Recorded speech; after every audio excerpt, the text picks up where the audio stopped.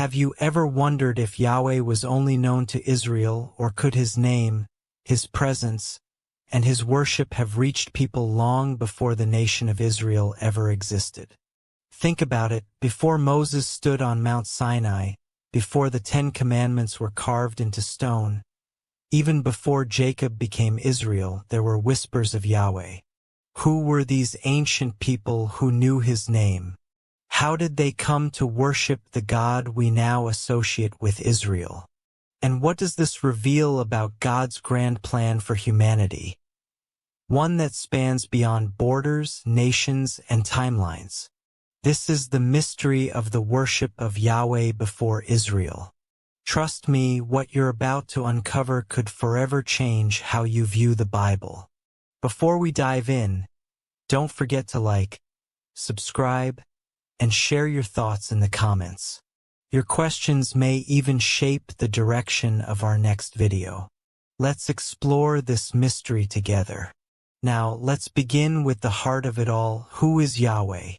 You might recall that powerful moment in Exodus 3, where Moses stands before the burning bush, trembling with uncertainty, asking the question that echoes through time. What is your name? And God's answer still sends chills down the spine. I am who I am. Exodus chapter 3, verse 14. It's deep, eternal, unshakable. Then in the very next verse, God tells Moses, "Say this to the people of Israel. Yahweh, the God of your ancestors, the God of Abraham, the God of Isaac, and the God of Jacob, has sent me to you." Exodus chapter 3, verse 15. Now pause right there. Did you catch that? The God of your ancestors. Meaning this wasn't the first time people had heard of Yahweh. The name Yahweh, rooted in the Hebrew verb bisabe, means more than just a label. It speaks of existence itself, of a God who was, who is, and who will always be. But here's where things get really interesting. This name, Yahweh, didn't originate at the burning bush. In fact, people already knew it before Moses even stepped foot on holy ground. Shocked? You're not alone. Let's go back, way back, and see where this divine name shows up in the most unexpected places. So, if Moses wasn't the first to hear the name Yahweh, who was? Let's rewind the biblical timeline all the way back to Genesis. Did you know that the name Yahweh is mentioned in Genesis chapter 4, verse 26? That's long before Abraham, before Isaac, before Jacob. At that time, people began to call upon the name of the Lord. Genesis chapter 4, verse 26. That word Lord in Hebrew, it is YHWH, Yahweh. Wait a minute. This was during the days of Enosh, the grandson of Adam. Think about it. Just a few generations after creation, people were already calling on the name of Yahweh. So here's the big question. How did they know his name? Who taught them to call on Yahweh? Could it be that God was revealing himself even then to those who truly sought him? Let's look at Genesis chapter 12, verse 8. When Abraham arrives in Canaan, there he built an altar to the Lord and called upon the name of the Lord. Genesis chapter 12, verse 8. Again, Yahweh. Abraham wasn't just encountering a new deity. He was calling on a known name, a name already familiar to his family line. So, this raises a stunning possibility. Could the worship of Yahweh have been passed down even through corrupted generations? Could faithful individuals have held onto his name even while the world turned to idols? This opens up a powerful truth. God was never absent. He was always reaching, always calling, and there were always people who responded to that call even before Israel existed. Let's dig deeper because there's more. Now, let's talk about someone mysterious. Someone who shows up out of nowhere in Genesis chapter 14 and then disappears just as quickly. Have you ever heard of Melchizedek? Then Melchizedek, king of Salem, brought out bread and wine. He was priest of God Most High. Genesis chapter 14, verse 18. Wait, hold up. A priest of God Most High? Before Moses, before the law, before the Levitical priesthood? Yes, Melchizedek was already serving Yahweh. And get this, Abraham recognized it. And Melchizedek blessed Abram, saying, Blessed be Abram by God Most High, Creator of heaven and earth. And praise be to God Most High, who delivered your enemies into your hand. Then Abram gave him a tenth of everything. Genesis chapter 14, verses 19 to 20. That's right, Abraham tithed to this mysterious priest. So here's the big question: where did Melchizedek come from? Who taught him about Yahweh, the Most High God? The Bible doesn't say he was part of Abraham's family. He wasn't from Israel, yet he was clearly a true worshiper of Yahweh. Hebrews 7 adds even more mystery, saying, Melchizedek is without father or mother, without genealogy, without beginning of days or end of life. Hebrews chapter 7 verse 3. Some scholars even suggest he may have been a Christ-like figure, a foreshadowing of Jesus himself. But here's what we can know for sure. Melchizedek proves that the worship of Yahweh was alive and active, even outside of Abraham's household. Isn't that amazing? This shows us that God wasn't working only through Israel. He was already planting seeds of truth across the world, through priests, kings, and worshipers who knew his name. Let's look at a few more examples, because Melchizedek isn't the only one. Now, here's another surprising figure who knew and honored Yahweh, Jethro, the priest of Midian. Sound familiar? He's the father-in-law of Moses. But he wasn't an Israelite. He lived in the land of Midian, and yet, listen to how Scripture describes him. Now Moses was tending the flock of Jethro, his father-in-law, the priest of Midian. Exodus chapter 3, verse 1. Priest, yes, but not of a false god. Jethro was a priest of the true God, even before Moses received the law. And when Jethro visits Moses in the wilderness after the exodus from Egypt, look at what happens. Jethro rejoiced for all the good that the Lord had done to Israel. And Jethro said, Blessed be the Lord Yahweh, who has delivered you out of the hand of the Egyptians. Now I know that Yahweh is greater than all gods. Exodus chapter 18, verses 9 to 11. Hold on. He uses the name Yahweh. Not only does he recognize Yahweh, he worships him and even offers sacrifices. Jethro brought a burnt offering and sacrifices to God. And Aaron came with all the elders of Israel to eat a meal with Jethro before God. Exodus chapter 18, verse 12. This is huge. Jethro, a non-Israelite priest, was already connected to Yahweh. And he wasn't rebuked or corrected. Instead, he was welcomed into fellowship with Israel's leaders. So what does this tell us? It tells us that God was already moving outside the borders of Israel. He was already known, already worshipped, already revealing himself to seekers in distant lands. It wasn't about ethnicity or nationality. It was about the heart that sought the truth. Jethro is a powerful reminder that Yahweh's reach was never limited to one nation. His story shows us that the worship of the one true God was spreading quietly, like light in the darkness. But believe it or not, there's even more evidence. Let's keep going. Now here's a mind-blowing thought. What if one of the oldest books in the Bible, possibly written before Moses, reveals deep truths about Yahweh, even though the main character isn't even an Israelite? Enter Job. Job wasn't from Israel. He lived in the land of Uz, a region far from Canaan.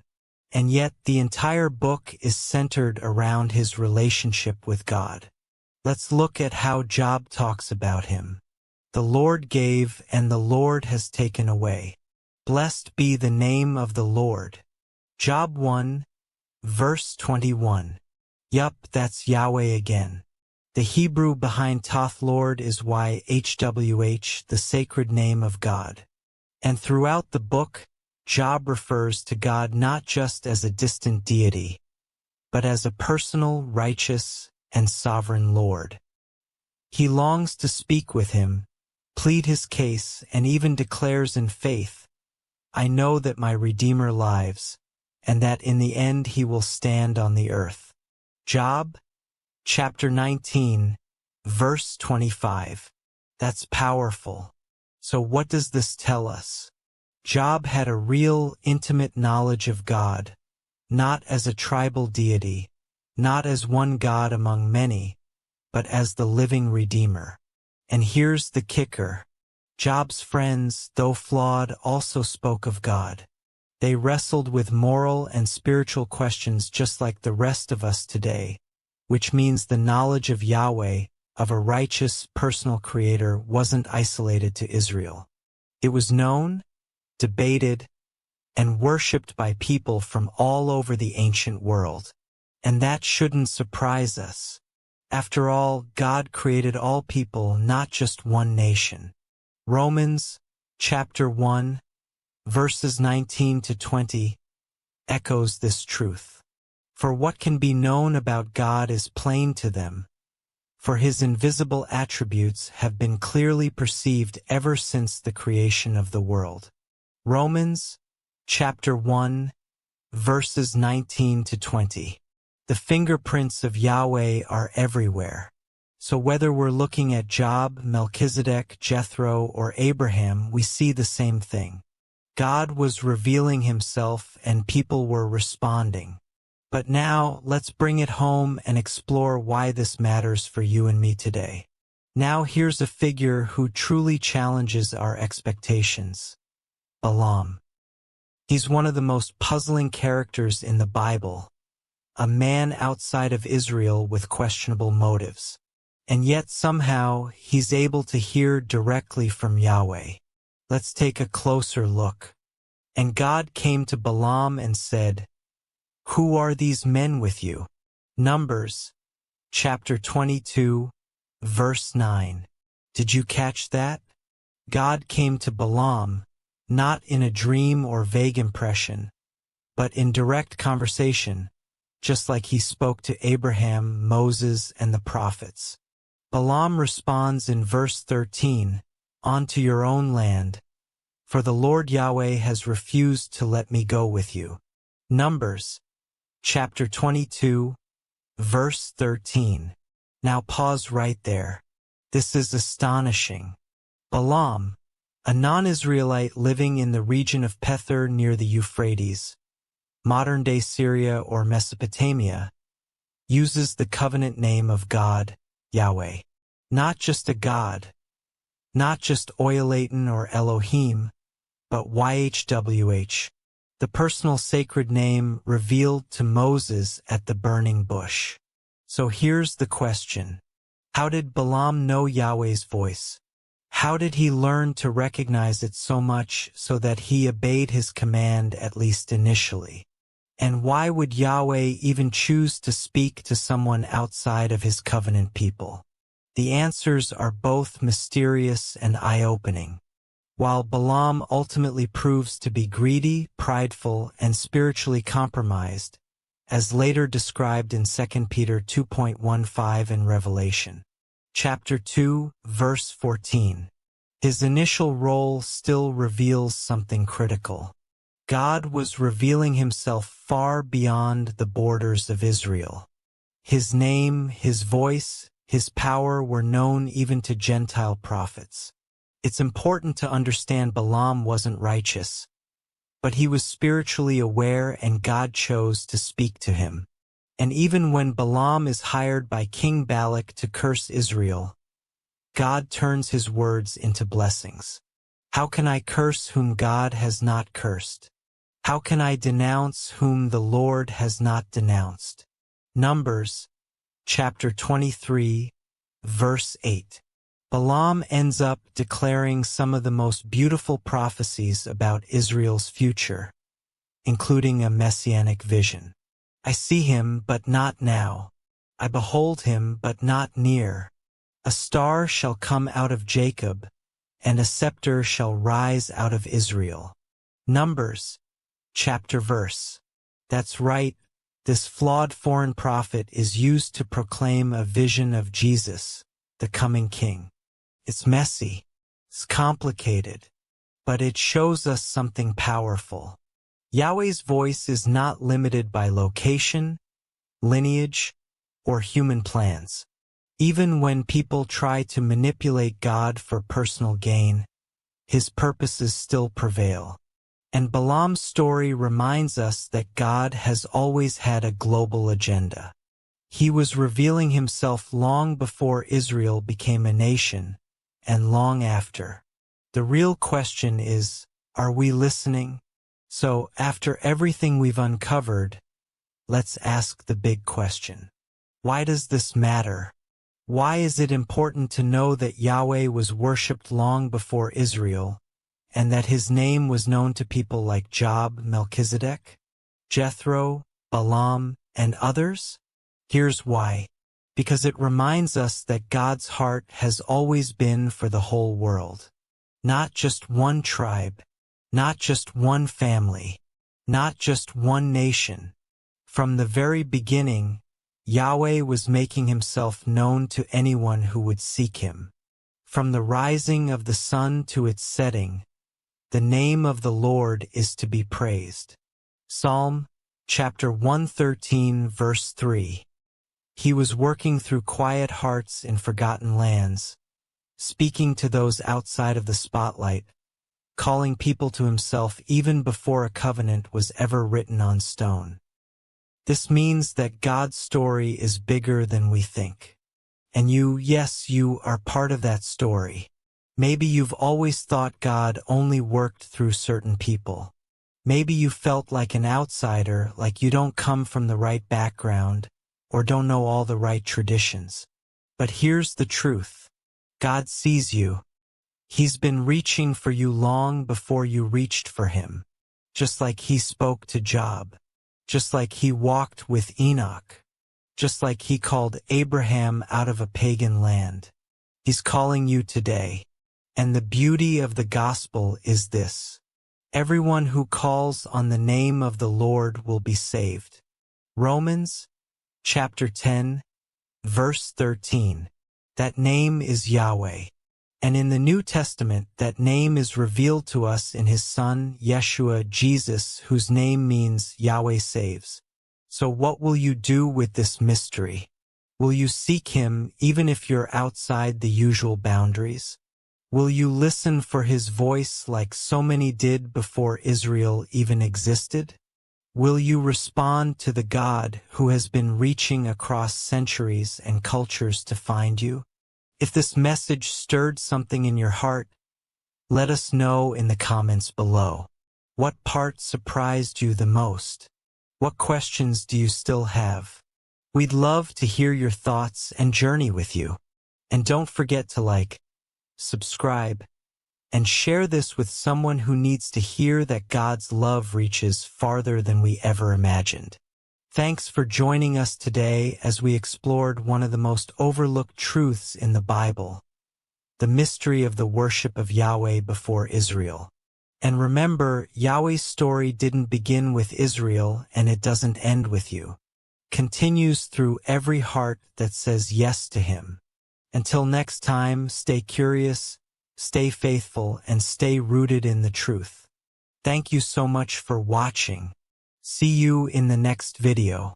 If you like my channel, like and subscribe.